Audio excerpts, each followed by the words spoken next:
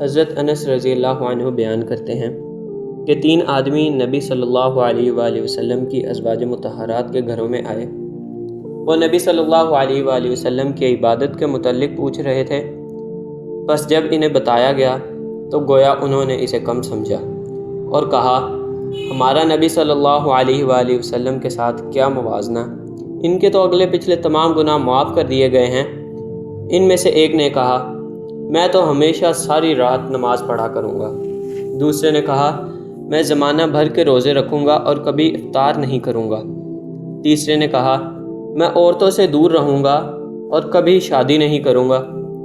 بس رسول اللہ صلی اللہ علیہ وآلہ وسلم ان کے پاس تشریف لائے اور فرمایا، تم نے ایسے ایسے کہا ہے؟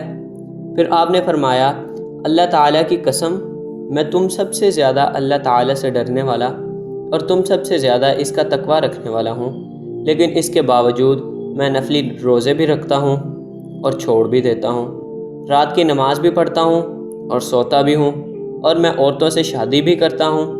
بس جس شخص نے میری سنت سے اعراض کیا وہ مجھ میں سے نہیں۔